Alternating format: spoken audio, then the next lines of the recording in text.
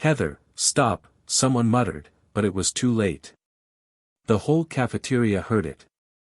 "You think you're some Black Einstein now?" Heather sneered, snatching Amara's notebook off the table. The pages flipped open, revealing line after line of neatly scribbled math formulas and complex graphs. Students nearby chuckled. Some shook their heads. Others pulled out phones, already sensing drama. Amara Lewis sat frozen, eyes down, her medium brown hands trembling under the table.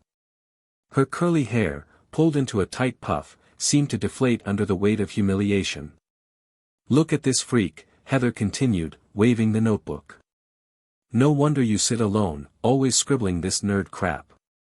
Who you foolin', girl? You ain't going anywhere with that." A few of Heather's friends snickered. Someone in the back whispered, "She probably thinks she'll be the next Katherine Johnson." Amara's throat tightened, her vision blurring. She could have spoken up. Could have explained that math was the only place she ever felt seen. But she stayed silent, biting her lip so hard it almost bled. At the far end of the room, a tall man in a gray suit stood quietly, watching the scene unfold. His eyes lingered on Amara.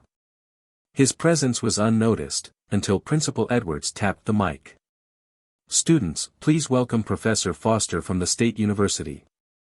He's visiting today with a little challenge." The room stirred, but Amara barely moved, still clutching the table's edge. The professor's eyes never left her. Chairs scraped the floor as students crowded around the front. On the whiteboard, Professor Foster scribbled symbols that made even the honor kids groan. "An unsolved problem from the university entrance exams," he explained, capping the marker. "Solve it, you win a full scholarship offer. No pressure." Laughter rippled through the crowd. Heather elbowed her friends, flashing a smug grin. Amara hovered at the back, hugging her notebook. Her stomach twisted. Memories clawed their way in, her mother's proud but tired face, the whispers in church, that girl wasting time with numbers, just like her mama. A shove from behind snapped her back to the present. She stumbled forward, catching herself against the bleachers. Her notebook slipped from her hands, pages scattering like fallen leaves. Heather's voice followed. "Oops. Watch it, genius." Heat burned behind Amara's eyes. She knelt to gather the pages, and froze. A crumpled envelope peeked from between them, stamped with the State University's seal. It was the acceptance letter. The one she'd hidden. The one proving she'd already been noticed, for her math. Professor Foster knelt beside her, retrieving a page. His voice dropped low. "You're Amara Lewis," he said softly, a hint of recognition in his eyes. She nodded, speechless. "I thought I recognized your work," he added, standing. "You submitted that national math project last semester." Gasps rippled through the crowd as he turned to the class.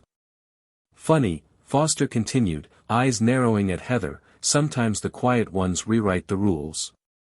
The room hushed as Foster beckoned Amara forward.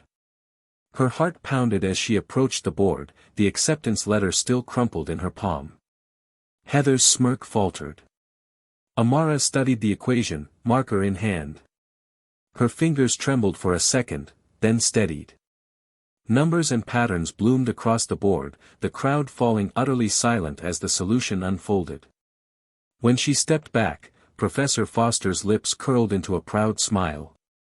"Correct," he declared, voice cutting through the silence. "That problem stumped my freshman class for weeks." Mouths fell open. Even the honor students stared in disbelief. Heather's cheeks flushed crimson. Her friends shifted awkwardly, avoiding Amara's gaze. Amara tucked the marker into her pocket and turned, her eyes steady but calm. "I don't need your apologies," she said softly, addressing the stunned crowd. "I just need you to stop deciding what people like me are capable of." She picked up her notebook, straightened her shoulders, and walked out. Foster watched her go, then looked back at the frozen students.